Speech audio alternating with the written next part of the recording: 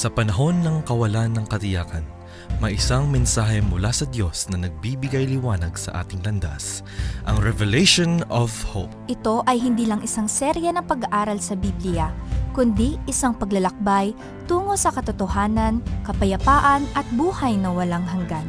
Makinig at matuto kung paano ang propesiya sa Biblia ay hindi dapat katakutan. Kundi yakapin bilang mensahe ng pag-asa. Revelation of Hope, Dahil ang hinaharap ay nasa kamay ng Diyos. Dito lamang sa AWR 89.1 FM.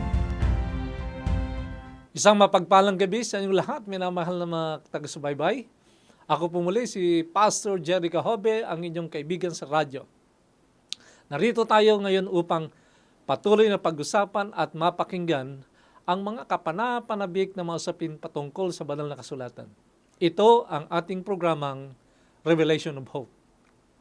Para sa inyong mga katanungan, pwede kayong tumawag o mag-text sa ating mga numerong 0917-1742-777.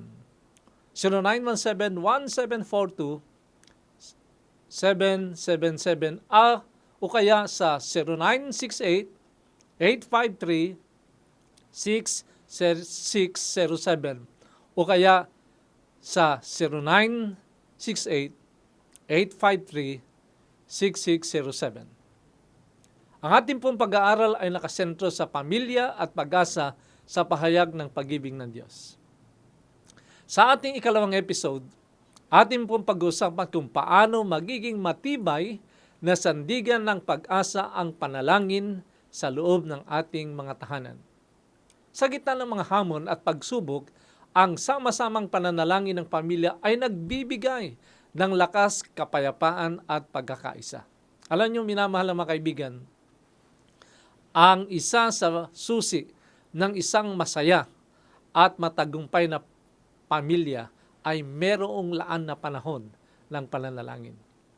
Gusto ko pong unang banggitin ang talatang ito na matatagpuan sa ikalawang Kronika, Kapitulo 7, ang talata ay 14. Ganito po ang sinasabi, "Kung ang aking bayan na tinatawag sa aking pangalan ay magpakumbaba, manalangin, hanapin ako at talikuran ang kanilang mga kasalanan, diringgin ko sila mula sa langit, patatawarin ang kanilang mga kasalanan at pagagalingin ang kanilang lupain." Sa unang bahagi, minamahal na mga kaibigan, gusto ko pong tingnan natin ang kahalagahan ng panalangin sa pamilya. Ang panalangin ay isang mahalagang bahagi ng buhay ng isang Kristiyano. Sa pamamagitan nito, tayo ay direktang nakikipag-usap sa Diyos na para bagang ang ating lang pong kaharap ay ang ating pong kaibigan.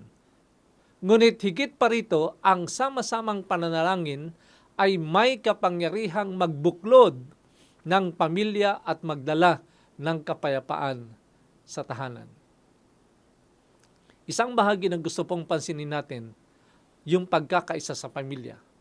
Kapag ang isang pamilya ay sama-samang nananalangin, natututo tayo o natututong maging ang ating mga anak ay makiisa sa mga layunin at hangarin ng ating pong pamilya. Alam niyo, minamahal na mga kaibigan, ang panalangin ay may dalang impluensya na ang ating pong mga saloobin ay mabuklod at maisentro sa nais ng Diyos na mangyari sa ating pamilya. Isa pang talata mula sa Mateo, Kabanatang 18, ang talata ay 20, ganito po ang sinasabi ng ating pong Biblia tungkol sa ating pong binabanggit. "Sapagkat kung saan may 2 o 3 nagkakatipon sa aking pangalan, naroon ako sa gitna nila." Kita niyo, minamahal mga kaibigan, kapag ang isa o 2 ay mayroong ginagawang pananalangin sa Panginoon, how much more pa yung isang buong pamilya na higit pa sa 2 o 3. Ang sabing ganon, ang Diyos ay nasa kalagitnaan nila. Minamahal mga kaibigan, hindi po baliwala ang pananalangin ng pamilya sapagkat sa panahong tayo po ay nananalangin bilang isang pamilya, ang presensya ng Diyos ay nasa ating kalagitnaan. Subukan ninyo sa araw-araw, sa umaga o kaya sa gabi, na manalangin na buong isang pamilya. mararanasan nyo ang kakaibang mga pangyayaring magaganap sa inyong buhay. Pangalawa na gusto kong bigyan nating pansin, pagpapalakas ng espiritual na kaugnayan o yung relasyon. Ang panalangin ay nagpapalalim ng ugnayan ng bawat membro ng pamilya sa Diyos at sa isa't isa. Mas maraming panahon tayong inilalaan sa pananalangin, mas lalo nating nakikilala kung ano ang Diyos sa ating buhay. Gaano siya kahalaga sa ating buhay. Ito rin ay nagtuturi sa atin ng pagpapakumbaba at pagtitiwala sa Diyos. Mas maraming panahon na ating pong inilalaan sa ating pong pakikipag-usap, pakikipag-ugnayan sa Diyos bilang isang pamilya. Matututunan natin na tanggapin ang kanyang kapangyarihan sa ating buhay bilang isang pamilya. At madidevelop yung ating pong pagtitiwala sa Panginoon. Ano? Sapagkat dito ay patuloy nating maunawaan tanging ang Diyos ang pag-asa ng ating pamilya. Sunod, pagpapalakas ng pag-asa. Sa gitna ng napakaraming pagsubok, mga bagyo ng buhay, ang panalangin ay nagbibigay ng pag-asa at kapanatagan ng ating loob. Kagaya ng nabanggit sa talatang Pilipos, ang talata po ay o kabanata 4, ang talata ay 6. Ang sabing ganon, huwag kayong mabalisa tungkol sa anumang bagay, kundi sa lahat ng bagay sa pamamagitan ng panalangin at pagsusumamo na may pasalamat, ipaalam ninyo ang inyong mga kahilingan sa Diyos. Alam niyo, minamahal ng mga kaibigan, merong mga pagkakataon na mas nauna nating ipinapaalam yung ating pong mga alalahanin sa buhay sa ating kaibigan, sa ating kapitbahay. Pero dito ay itinuturo sa atin, pinagsasabihan tayo na yung lahat ng ating mga kabalasahan sa buhay, yung mga alalahanin sa buhay, daanin natin sa panalangin. Sabihin natin sa Panginoon. At sa ating pagsabi sa Panginoon, magpasalamat tayo sapagkat ang Diyos, mapagkakatiwalaan, hindi niya ito sichismis sa iba.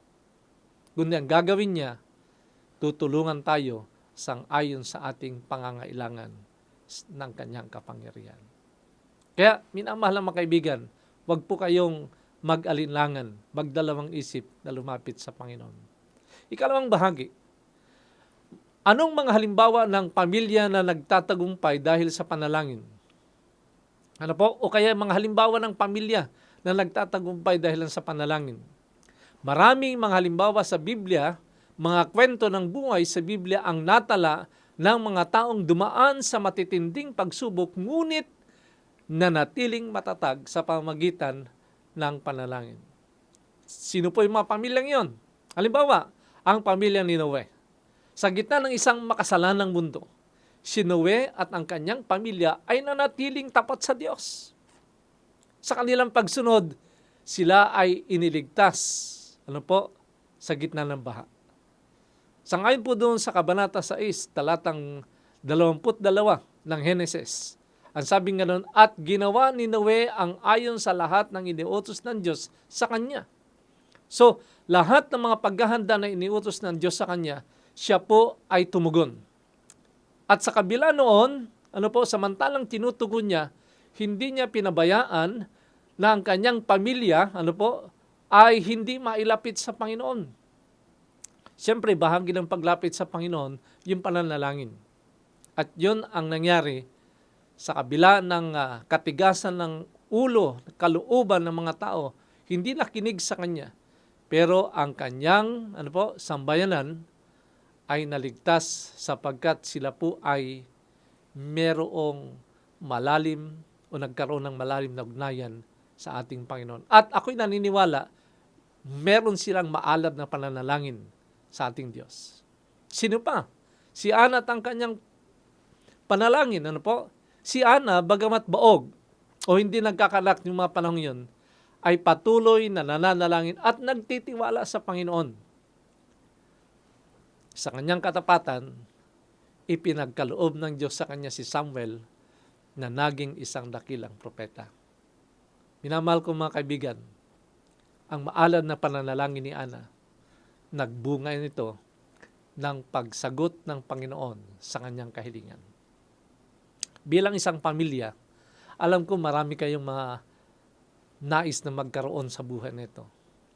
Alam po nyo, yung marubdob na ating pong pagkikipag-ugnayan sa Panginoon, yung marubdob nating pananalangin sa Kanya, ito ay nagdadala sa atin para maintindihan natin ang nais ng Diyos sa ating buhay. Sa akin sa unang Samuel, Kapitulo 1, ang talata 27, sabi nga nun, dahil dito ay nananalangin ako at pinagkaloob ng Panginoon sa akin ang aking hinihiling sa Kanya. Nakita nyo? Ipinagkaloob ng Diyos ang kahilingan ni Ana. Si Ana, nais niya magkaroon ng mabuting pamilya at ipinagkaloob nga ng Panginoon. Minamahal na mga kaibigan, minamahal na mga magulang, nais niyo rin po ba na ang inyo pong pamilya, lalo ang inyong mga anak, ay maging mabuti at magkaroon ng karanasang ang Diyos ay natutuwa sa kanila? Ipanalangin natin sa ating Panginoon. Sino pa? Si Cornelio at ang kanyang sambahayan. Si Cornelio ay isang taong nanalangin at naglilingkod sa Diyos. Dahil sa kanyang pananalangin, dinala ng Diyos ang kaligtasan sa kanyang buong pamilya. Sa ngayon sa Gawa, Kapitulo 10, ang talata ay 2. Ang sabi nga noon, laging nananalangin sa Diyos si Cornelio. At ako'y may malaking pananampalataya at paniniwala. Si Cornelio, kasama ang kanyang pamilya, ay pinapanalangin niya sa Diyos. Nais niyang matupad kung ano ang nais ng Diyos sa isang pamilya. At yun nga po, si Cornelio, ibinigay ng Diyos ang kanyang kahilingan. Kaya ang kanyang pamilya ay nagtamong awa sa Diyos at ang kaligtasan ay dumating sa kanyang pamilya. Kaibigan, maaari ding dumating sa iyong pamilya ang kaligtasan na nais ng Diyos. Bakit hindi mo dalhin? Himukin ang iyong pamilya na manalangin para sa ating Panginoon. Pangatlong bahagi na gusto ko pong talakayin, ito'y mga praktikal na paraan upang mapanatili ang buhay panalangin sa ating pong pamilya.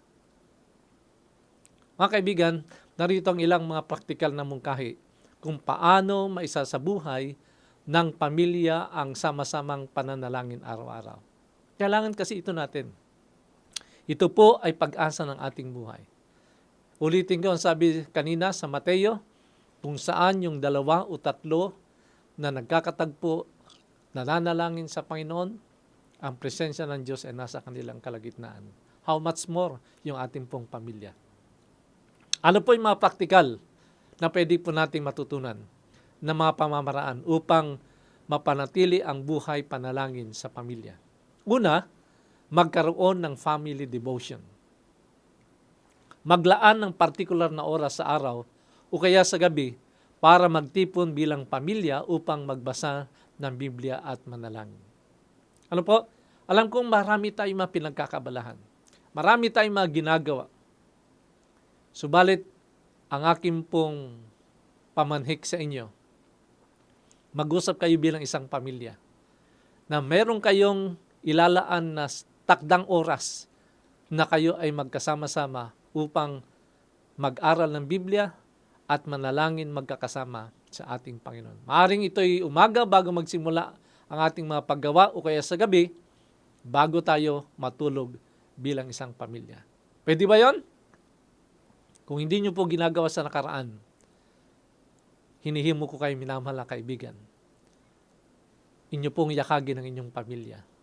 Titiyakin ko sa iyo, maraming mga bagong karanasan kayong mararanasan kapag ito ay maging gawi ng pamilya. Magkaroon ng family devotion. Pangalawa, ipanalangin ang bawat isa. Hilingin sa bawat membro ng pamilya na ibahagi ang kanilang mga prayer requests at ipanalangin ito ng sama-sama.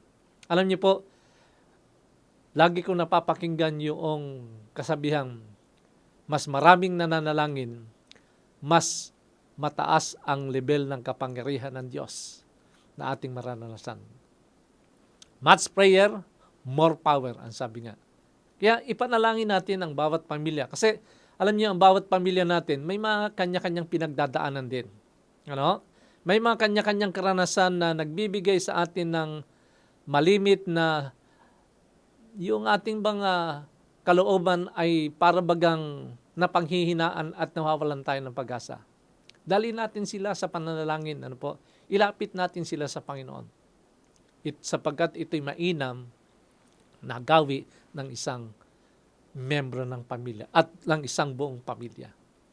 Maging consistent o tuluyan yung ating pong practice nito. Huwag hayang ang pagiging abala ay maging hadlang sa pagdarasal bilang isang pamilya. Alam po nyo, sa mga panahong ito, talagang napakarami na natin ng mga ginagawa sa buhay. Kung minsan yung gabi, ginagawa nating araw. Ano? Wala na tayo halos pahinga. Kapagkat ang ating panahon nakalaan na halos lahat para sa atin. Sana po, kapag tayo nagkaroon ng debosyon para sa pamilya, pag-aaral ng Biblia para sa pamilya, pananalangin bilang isang pamilya, panatilihin natin ito ay nagpapatuloy. Huwag hayaang ang pagiging abala ay maging hadlang sa ating pakikipag-usap sa Diyos. Gawin itong bahagi ng ating regular na gawain. Gawin natin itong bahagi ng ating buhay sa araw-araw. Kaya maglaan tayo. Magpasalamat palagi ang susunod. Hindi lamang mga kahilingan ang dapat ipanalangin. Maglaan ng oras upang magpasalamat sa Diyos sa mga biyayang natatanggap, mga pagpapala na ating pong natatanggap bilang isang pamilya. Alam niyo po, lumalapit lang ang tao sa Diyos kapag siya ay nangangailangan. Kapag siya ay nakakaranas ng bagyo sa buhay. Kapag siya ay wala nang magagawa sa buhay. Kapag walang-wala na siya. Kapag siya ay hindi na makakilos. Kapag siya ay naisip niya parang hindi na siya gagaling sa kanyang karamdaman. Saka lamang siya nagkakaroon ng kaisipan na lalapit sa Panginoon. Kaibigan, wag lamang po sa mga panahong iyon. Sikapin natin na maganda man ang buhay o kaya ay walang pangangailangan sa buhay, wag nating hayaang tayo na lang po ang iniisip natin sa buhay. The more na ang buhay natin ay umiinam, the more na dapat tayong mapagpasalamat sa Panginoon. The more na tayo lumapit sa Panginoon. Masigit pa na tayo po'y maglaan ng panahon. Sapagkat yun ang nais ng Diyos, na maglaan ng oras upang magpasalamat sa Diyos.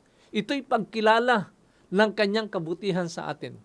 Yung paglalaan natin ng panahon ng pagkikipag-usap sa Kanya sa panahon na ang buhay natin ay mainam, yun ay pagtanggap at pagkilala sa Kanya pong kabutihan at pagpapala sa ating buhay. Huwag tayong makakalimot sa mga bagay na yun. Ano po? May mga pagkakataon ng pamilya na kapag kakakain na, basta kakain na lang. Nakalimutan na nila ang kabutihan ng Diyos sa kanila, na sa Kanya pong biyaya, sa Kanyang awa, sa Kanya pong kasaganan at pagpapala, meron tayong makakain sa oras na iyon.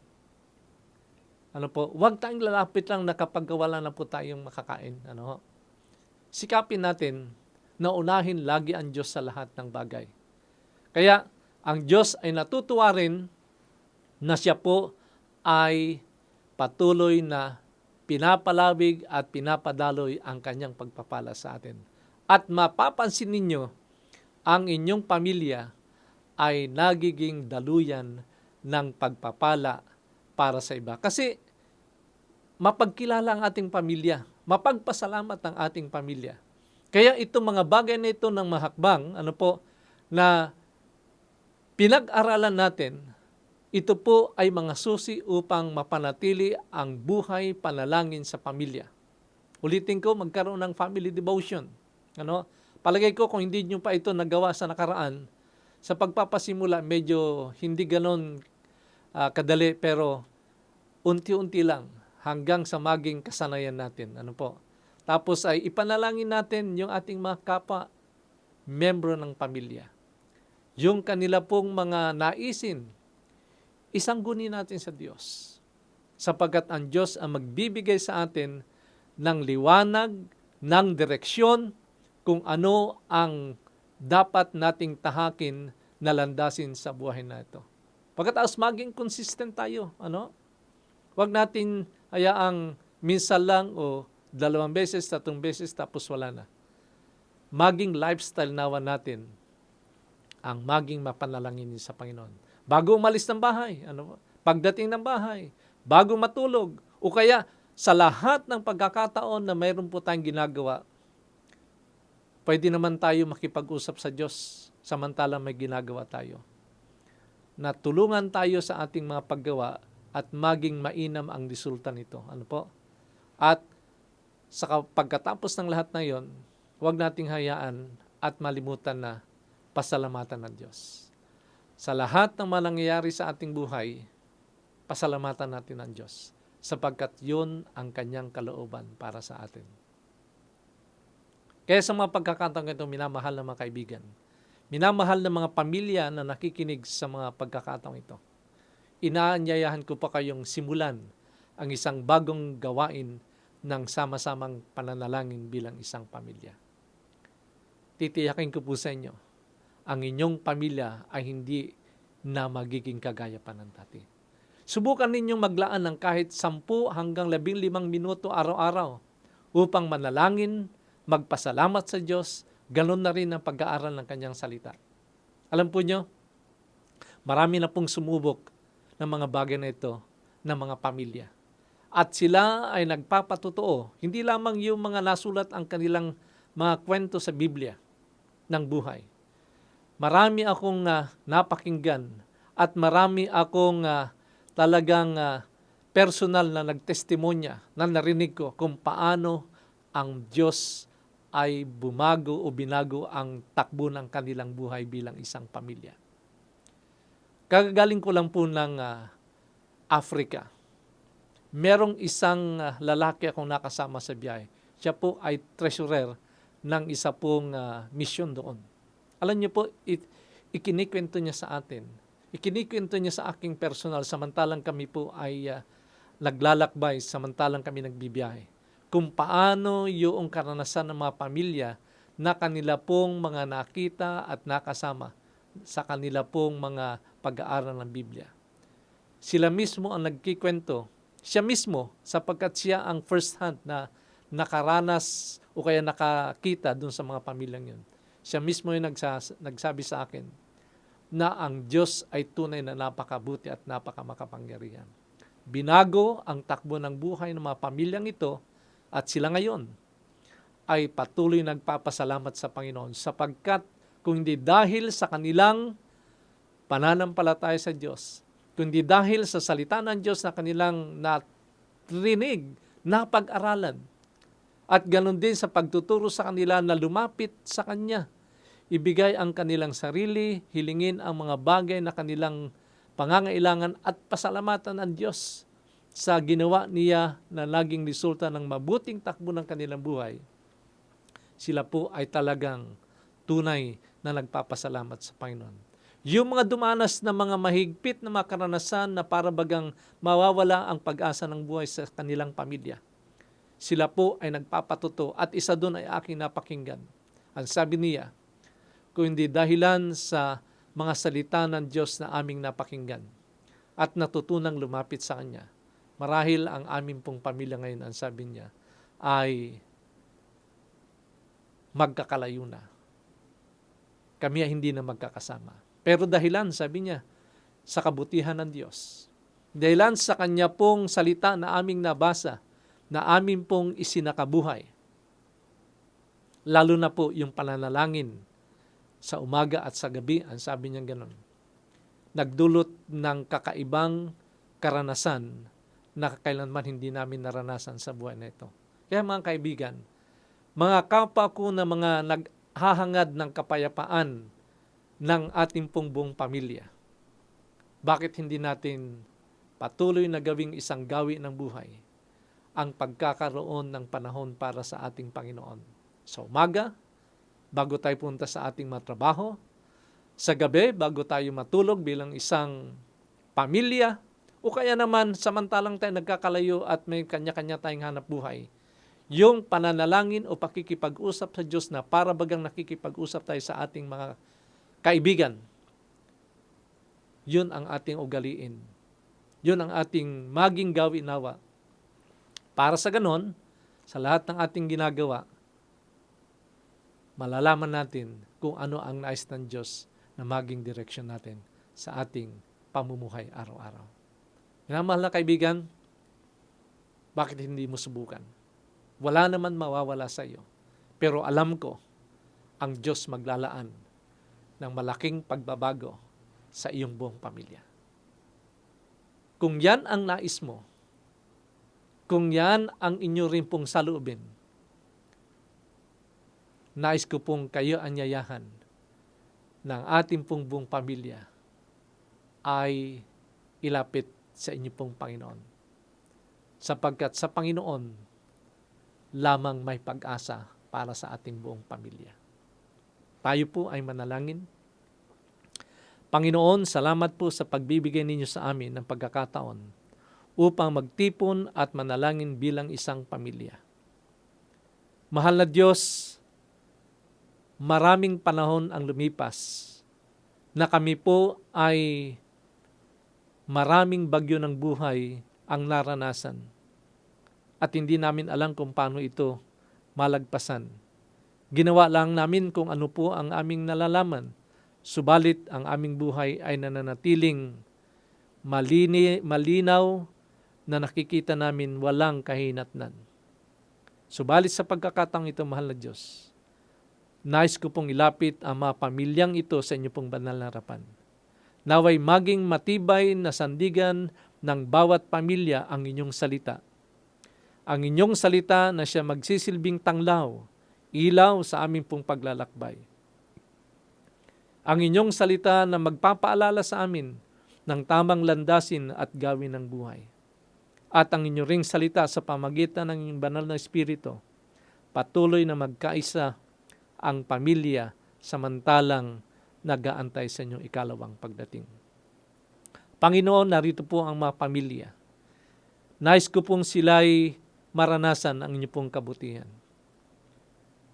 Mga pamilya na nais na maranasan ang kabutihan ng Diyos, nais ko po kayong ayayahan na sa sandaling ito, inyo pong ipagkatiwala ang inyong pamilya sa Panginoon. Sapagkat alam ko ang Diyos malaki ang magagawa para sa kapakanan ng inyong buong pamilya. Mahal na Diyos, pagpalain mo po ang patuloy na mga nakikinig at ang kanilang pamilya nawa makinabang ng higit sa patuloy pa nilang pagsubaybay sa mga susunod pang mga serye ng ating pong pag-aaral. Pagpalain sila sa kanilang buhay. Ito pong aming hiling, patuloy na idinadalangin sa inyo sa matamis na pangalan ng aming Panginoon na Jesus. Amen. Maraming salamat mga kaibigan sa inyo pong pakikinig. Para sa inyong mga katanungan muli, pwede kayong tumawag o mag-text sa ating mga numerong binanggit kanina at muli kong babanggitin sa 0917-1742777 o sa 0968-853-6607. Samahan ninyo kami muli sa susunod na episode ng Revelation of Hope na may pamagat sa ating seryeng Pamilya at Pag-asa sa pahayag ng pag-ibig ng Diyos. Pagpalain kayo ng ating Panginoon. Ito ang aking patuloy na dalangin para sa inyo. Sa panahon ng kawalan ng katiyakan, may isang mensahe mula sa Diyos na nagbibigay liwanag sa ating landas, ang Revelation of Hope. Ito ay hindi lang isang serya ng pag-aaral sa Biblia, kundi isang paglalakbay tungo sa katotohanan, kapayapaan at buhay na walang hanggan. Makinig at matuto kung paano ang propesiya sa Biblia ay hindi dapat katakutan. Kundi yakapin bilang mensahe ng pag-asa. Revelation of Hope. Dahil ang hinaharap ay nasa kamay ng Diyos. Dito lamang sa AWR 89.1 FM.